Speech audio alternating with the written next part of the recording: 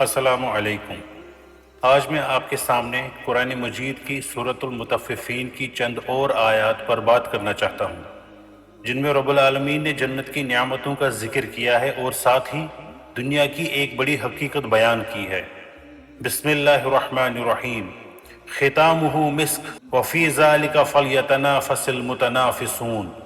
اس کی مہر مشک کی ہوگی، اور یہی وہ چیز ہے جس کے حصول کی کوشش کرنے والوں کو کوشش کرنی چاہیے۔ Its seal is musk, so for this let the seekers compete۔ رب العالمین فرماتے ہیں کہ جنت میں نیک لوگوں کو ایک خاص اور پاکیزہ مشروب ملے گا۔ اس مشروب کی خاصیت یہ ہوگی کہ اس کا ہر حصہ حتیٰ کہ آخری گھونٹ بھی مشک کی طرح خوشبودار ہوگا۔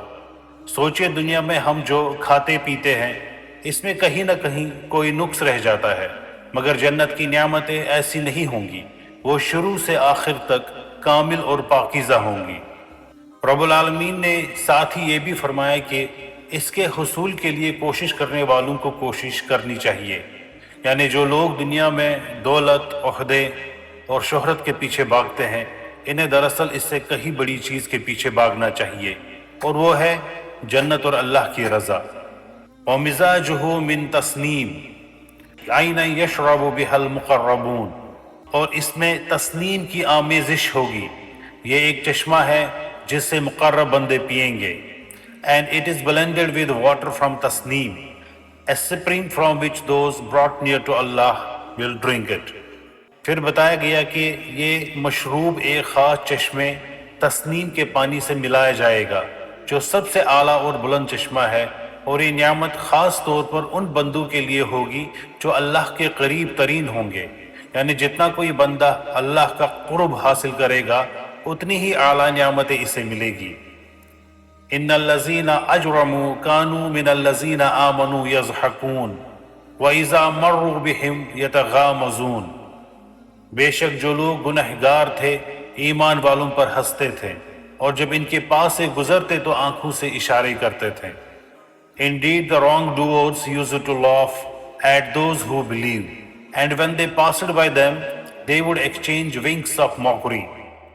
اب آتے ہیں اس تقریر کے دوسرے اور اہم حصے کی طرف۔ رب العالمین فرماتے ہیں کہ دنیا میں گنہگار لوگ ایمان والوں پر ہنستے ہیں، جب کوئی نیک سچا اور غریب مومن ان کے پاس سے گزرتا ہے تو وہ آنکھوں سے اشارے کر کے طنزیہ نظروں سے اس کا مذاق اڑاتے ہیں۔ محترم دوستو، یہ صرف زمانے جاہلیت کی بات نہیں ہے، آج بھی ہمارے معاشرے میں ایسا ہوتا ہے۔ جو شخص نماز پڑھتا ہے، سچ بولتا ہے، حلال رزق پر قناعت کرتا ہے، اسے کبھی کبھی پرانے خیالات یا کمزور سمجھا جاتا ہے۔ لوگ اس پر ہنستے ہیں، اس کا مذاق بناتے ہیں، مگر رب العالمین ہمیں یاد دلاتے ہیں کہ یہ دنیا کا کھیل عارضی ہے، آخرت میں صورتحال بالکل پلٹ جائے گی۔ جو لوگ دنیا میں مومنوں پر ہنستے تھے، قیامت کے دن انہیں اپنے انجام پر خود رونا پڑے گا، اور مومن جو دنیا میں دبے اور ستائے گئے تھے جنت کی نعمتوں میں ہنسیں گے۔ اس سے ہمیں یہ سبق ملتا ہے کہ دنیا کا مذاق اور طنز برداشت کرنا کوئی نقصان نہیں، بلکہ یہ آخرت میں عزت کا باعث بنے گا۔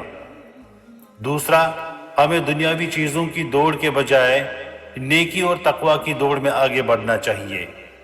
تیسرا، اللہ کا انصاف کبھی نہیں سوتا، جو ظلم آج ہوتا ہے اس کا حساب ضرور ہوگا۔ رب العالمین ہم سب کو صبر، استقامت اور سچے ایمان کی توفیق عطا فرمائیں، اور ہمیں ان لوگوں میں شامل کریں جو مقربین کہلانے کے لائق ہو۔ آمین یا رب العالمین۔